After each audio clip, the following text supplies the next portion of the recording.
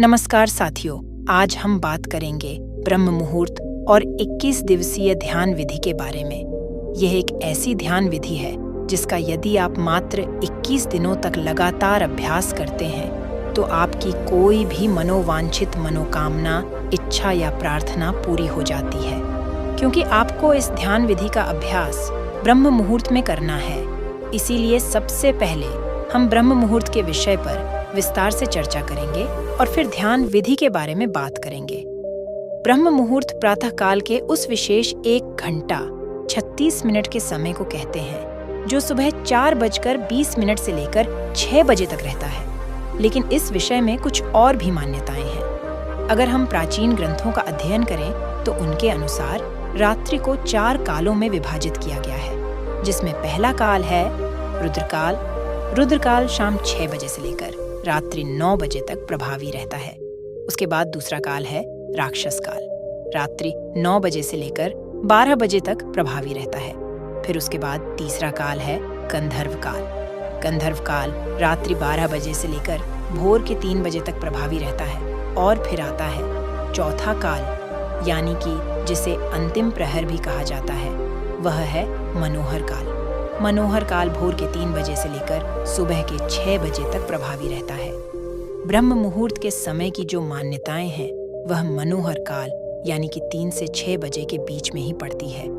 हालांकि विभिन्न देशों में सूर्योदय के समय में भेद रहता है, अतः कोई एक निश्चित समय ब्रह्म मुहूर्त का हर स्थान का एक ही नहीं बताया जा सकता। लेकिन यदि आप मनोहर काल के बीच में यानी भोर 3 बजे से लेकर सुबह 6 बजे के बीच में किसी भी समय जल्दी उठते हैं तो यह समय अमृत वेला यानी ब्रह्म मुहूर्त का समय ही माना जाएगा। अगर हम ब्रह्म मुहूर्त का शाब्दिक अर्थ को समझने की कोशिश करें तो ब्रह्म का मतलब होता है देव, अर्थात जो ज्ञान के देवता हैं, और मुहूर्त अर्थात समय खंड यानी एक ऐसा समय जिसमें हम ज्ञान को समझने का प्रयत्न करते हैं। यानी कि ज्ञान को समझने का जो समय है उसको हम ब्रह्म मुहूर्त कहते हैं। ब्रह्म मुहूर्त की बहुत ही महत्वपूर्ण चर्चाएं हमारे शास्त्रों में की गई हैं। ब्रह्म मुहूर्त में जो ब्रह्मांड है और जो देव शक्तियां हैं वह वातावरण में विचरण करती रहती है।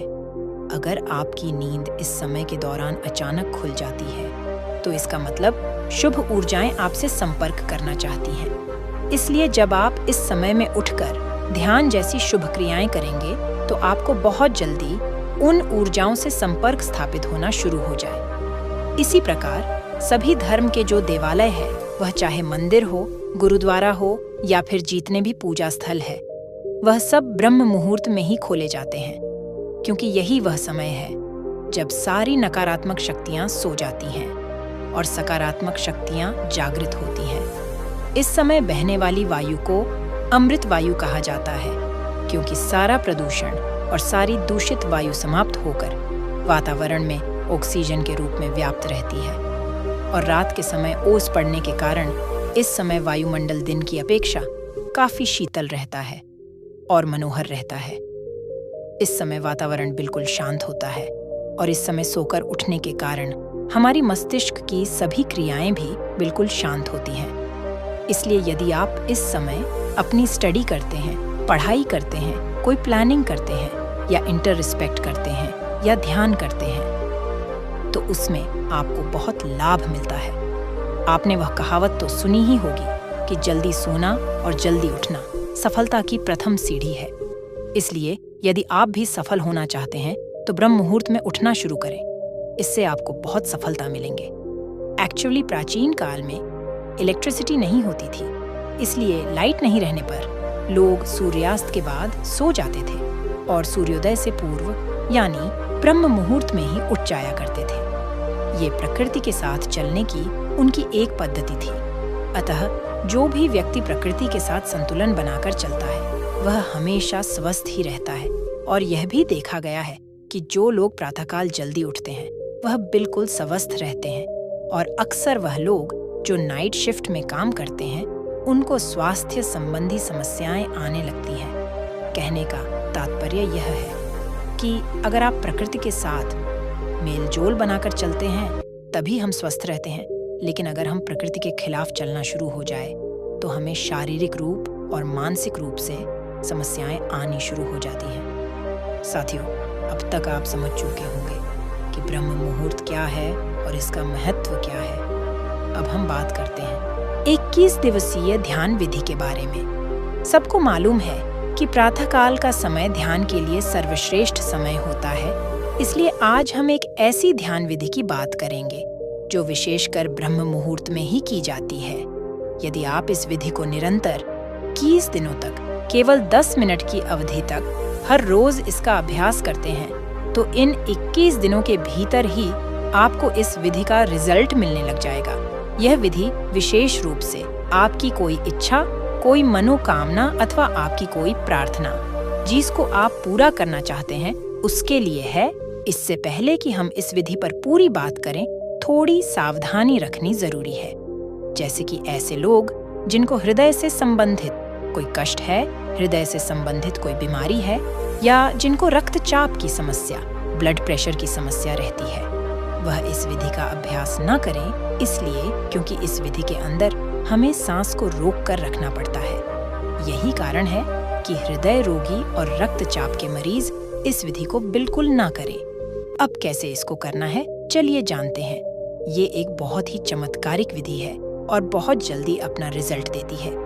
इसका कारण है कि इस विधि में हम अपना ध्यान अपने आज्ञा चक्र पर स्थित रखते हैं और आज्ञा चक्र हमारा एक ऐसा चक्र है जो हमारे संकल्प का स्थान है और हमारी विजुअलाइजेशन का स्थान है और हमारी क्रिएटिविटी का स्थान है। अगर हम इस चक्र पर केंद्रित होकर कोई प्रार्थना करते हैं, कोई संकल्प को दोहराते हैं, तो वह संकल्प या प्रार्थना बहुत जल्द पूरी हो जाती है, क्योंकि इस चक्र का कार्य क्षेत्र ही यही है। इसे हम संकल्प चक्र भी बोलते हैं। वह इसलिए क्योंकि इस चक्र पर ध्यान लगाने से हमारे संकल्प पूरे होते हैं। जैसे कि अगर हम कोई आज्ञा करें तो वह आज्ञा पूरी हो जाती है, वैसे ही सबसे पहले आप अपनी कोई एक मनोकामना लें। जैसे कोई भी ऐसी इच्छा है जो आप पूरा करना चाहते हैं, उसको अच्छी तरह डिसाइड कर ले कि मेरी यह इच्छा है, मेरी यह मनोकामना है, यह पूरी होनी चाहिए, क्योंकि आपको 21 दिनों तक केवल उसी इच्छा की पूर्ति के लिए ही इस ध्यान विधि का अभ्यास करना है। इसलिए सबसे पहले आप अपनी एक इच्छा डिसाइड कर ले, फिर अपना ध्यान शुरू करें। सबसे पहले अर्ली मॉर्निंग यानी ब्रह्म मुहूर्त के समय आप उठेंगे और उठने के बाद फ्रेश होकर नहा धो लें तो अच्छी बात है, नहीं तो सिर्फ अगर मुंह हाथ भी अच्छी तरह से धो लेंगे तो भी चलेगा। और फिर उसके बाद आप अपने घर के मंदिर में, पूजा स्थल में या अपने ध्यान कक्ष में ध्यानस्थ होकर बैठ जाए। ध्यान रखें कि वो जगह ऐसी हो जहां से बाहर की प्राणवायु भी आपके कमरे के भीतर प्रवेश करती हो, क्योंकि इस विधि को हम प्रातःकाल ब्रह्म मुहूर्त में करते हैं। अतः इस समय आपको शुद्ध प्राणवायु की जरूरत रहेगी, तो ऐसे स्थल पर बैठना है जहां पर खुली हवा आपको अपने रूम में आती रहे। और जब आप ध्यानस्थ होकर बैठे तो कमर सीधी करके और गर्दन सीधी करके दोनों हाथों को घुटनों पर रखकर बैठ जाए। इसके बाद मुट्ठी बंद कर लें और पहले 2-3 मिनट अपने मन को शांत करें और शरीर को स्थिर करें। जब आपका मन शांत हो जाए, शरीर स्थिर हो जाए तथा श्वास सामान्य हो जाए, फिर आपको अपना ध्यान अपनी आज्ञा चक्र पर लेकर जाना है। आज्ञा चक्र यानी कि दोनों भौहों के बीच में, जहां पर हम तिलक लगाते हैं या स्त्रियां बिंदी लगाती हैं, उस स्थान पर आप अपने अवधारणा को, अपनी अटेंशन को लेकर आएंगे और वहीं पर पूरा समय आप अपना ध्यान बनाकर रखेंगे। अब आपको इसी जगह पर लगातार अपने मानसिक नेत्रों से इस स्थान को महसूस करते रहना है। जब आप अपने मानसिक नेत्रों से इस स्थान को महसूस करते रहेंगे तो अपना ध्यान यहाँ पर बनाए रखेंगे। फिर आप एक लंबी गहरी सांस भरेंगे और लंबी गहरी सांस भरकर उसको अंदर ही रोक कर रखेंगे। जब आप अपनी सांस को अंदर भरकर रोक लेंगे और उस दौरान आपका ध्यान भी आज्ञा चक्र पर टिका रहेगा, उस समय आप अपने इष्ट देवी, देवता या गुरु का चित्र अपने आज्ञा चक्र पर देखेंगे और अपने इष्ट देवी, देवता या गुरु का चित्र अपने आज्ञा चक्र पर देखते हुए और सांस को अंदर रोक कर रखते हुए आप प्रार्थना या संकल्प करेंगे या अपनी इच्छा को दोहराएंगे। जो भी आपकी इच्छा है एक लाइन में उसको दोहराना है कि हे गुरुदेव या हे मेरे परमात्मा, जिनको भी आप मानते हैं उनके आगे आप प्रार्थना करेंगे कि मेरी इच्छा पूरी हो, और तब तक आप उस इच्छा को दोहराते रहेंगे जब तक आपके अंदर उस सांस को अंदर रोक के रखने की क्षमता है। वो सांस अपने अंदर 10 सेकंड भी रोक सकते हैं, 20 सेकंड भी रोक सकते हैं, या फिर 30 सेकंड भी रोक सकते हैं, जितना हो सके। मैक्सिमम टाइम तक बिना कष्ट के आप अपनी सांस को अंदर रोक सकते हैं। इसके बाद ध्यान आज्ञा चक्र पर बनाए रखेंगे और अपने मन की आंखों से अपने इष्ट देवी, देवता या गुरु का स्मरण करते रहेंगे और बार बार अपनी इच्छा को रिपीट करते रहेंगे, तब तक जब तक कि आपकी सांस अंदर रुकी हुई है। जब आपको लगे कि इससे ज्यादा आप अपने सांस को अंदर नहीं रोक सकते हैं, तो फिर धीरे से मुंह से सांस को बाहर निकाल देंगे। याद रखें कि आपको अपनी सांसों को नाक से भरना है और बाहर मुख से निकालना है। इस तरह यह एक चक्र हुआ। फिर आप 15 या 20 सेकंड तक थोड़ा सा रेस्ट करेंगे और सामान्य स्थिति में बैठे रहेंगे। रेस्ट के बाद तुरंत दूसरा चक्र शुरू करना है, यानी कि फिर से एक लंबी गहरी सांस भरना है। सांस को अंदर ही रखना है, फिर अपने ध्यान को आज्ञा चक्र पर टिकाना है। इसके बाद अपने मन में इष्ट देवी देवता अथवा अपने गुरु का चित्र निहारना है और इन सभी चीजों के साथ दोबारा अपनी प्रार्थना को फिर से रिपीट करना है। अपने संकल्प को, अपनी इच्छा को फिर से दोहराएंगे और तब तक दोहराते रहेंगे जितनी देर आपकी सांस अंदर रुकी रहेंगी।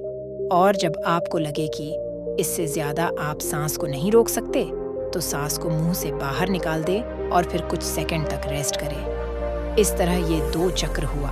ऐसे आपको लगातार बीच में रुक रुक कर कुछ सेकंड रेस्ट करते करते अपनी इच्छा को बार बार आपको दोहराते जाना है और लगभग 10 मिनट तक आपको ऐसा 21 दिनों तक हर रोज करना है। क्योंकि ये एक पूरी विधि है, इसलिए आपको 21 दिनों तक सच्चे मन से इसे पूरा करना ही करना है। तभी आपकी सारी इच्छाएं पूरी हो सकती है। अगर आपने बीच में मिस कर दिया या छोड़ दिया, तो आपकी मनोकामनाएं पूरी होने की संभावना कम है। आखिरकार ऐसा क्यों होता है और इस विधि की साइंस क्या है? पहली बात, हमारा आज्ञा चक्र, जैसे मैंने आपको पहले भी बताया है, ये हमारा संकल्प का स्थान है, हमारे विजुअलाइजेशन का स्थान है, ये हमारा आज्ञा का स्थान है। तभी इसका नाम आज्ञा चक्र पड़ा है। इसलिए जब हम इस स्थान पर आकर कोई आज्ञा करते हैं, कोई प्रार्थना करते हैं या फिर कोई संकल्प करते हैं, तो वह आज्ञा, वह संकल्प, वह प्रार्थना पूर्ण हो जाती है। हम जो भी आज्ञा चक्र पर केंद्रित होकर कोई ऐसी चीज की डिमांड करते हैं, तो वह डिमांड पूरी हो जाती है, क्योंकि यह इच्छा पूर्ति का स्थान है।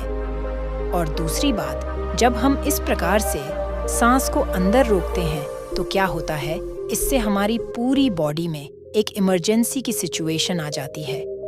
जब हम इतनी देर तक सांस को रोकते हैं, तो क्या होता है, हमारा दिमाग रुक जाता है, हमारे विचार रुक जाते हैं। ऐसा क्यों होता है?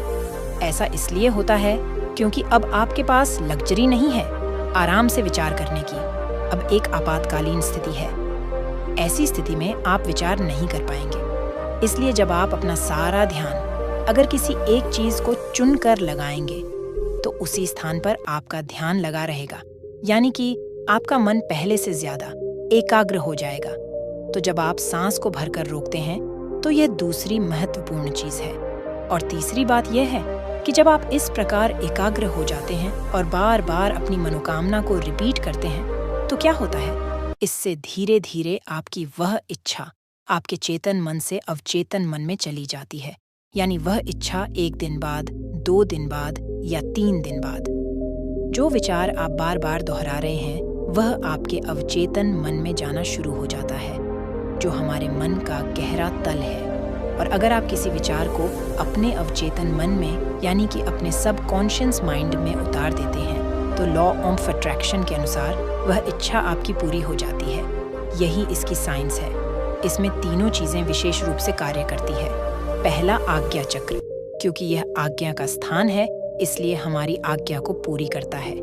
दूसरा, सांस जब अपने अंदर रोक कर रखते हैं, तो शरीर में इमरजेंसी की स्थिति हो जाती है, जिससे आप फालतू के विचार करने से बच पाते हैं और आपका मन एकदम से एकाग्र हो जाता है। तीसरी चीज, जब आप अपने अवचेतन मन को खोल रहे होते हैं तब आपकी जो इच्छा है वह आपके अवचेतन मन में चली जाती है, जिससे उस इच्छा पूर्ति के द्वार खुलने शुरू हो जाते हैं। और एक और जो सबसे महत्वपूर्ण बात है वह आप इस विधि को ब्रह्म मुहूर्त के समय में कर रहे हैं। मुहूर्त का समय की जो विशेषता है वह मैंने शुरू में ही आपको डिटेल में बता दिया है कि अगर हम कोई विधि ब्रह्म मुहूर्त के समय में करते हैं यानी प्रातः काल में करते हैं तो यह समय देवताओं का समय है, परमात्मा का समय है। अतः इस समय में आप अपने शुद्ध मन से कोई भी प्रार्थना करते हैं तो वह प्रार्थना आपकी जरूर सुनी जाती है। तो अब आप पूरी तरह समझ चुके होंगे। अगर आप भी कोई संकट में फंसे हुए हैं और आप उस संकट से बाहर निकलना चाहते हैं तो उस संकट से बाहर निकलने के लिए आप इस प्रकार से ध्यान करें, या आपकी कोई बहुत जरूरी कोई आवश्यक इच्छा है या मनोकामना है या कोई जरूरत है जिसे आप जीवन में पूरा करना चाहते हैं, तो उस इच्छा या जरूरत को आप इस विधि से अपने जीवन में पूरा कर सकते हैं। एक बात और, ऐसी कोई भी इच्छा पूर्ति के लिए इस विधि का प्रयोग ना करें जिससे दूसरे का नुकसान हो, अन्यथा इसके दुष्परिणाम के जिम्मेदार आप खुद होंगे। आप इस विधि का अभ्यास सच्चे मन से करें क्योंकि यह विधि हमारी आजमाई हुई विधि है। खुद मैंने अपने जीवन में इसको कई बार आजमाया है और हमेशा इसमें सफलता हासिल किया है, इसीलिए आप भी सफल होंगे। इसका अभ्यास निरंतर करें, आपको बहुत लाभ होगा। तो साथियों, ये वीडियो आपको कैसी लगी? मैं उम्मीद करती हूँ इस वीडियो से आपको बहुत कुछ सीखने को मिला होगा। अपनी राय कमेंट बॉक्स में दें। अगर आपने हमारे YouTube channel H Yadav inspired को सब्सक्राइब नहीं किया है तो सब्सक्राइब कर लें। फिर मिलते हैं अगले वीडियो में।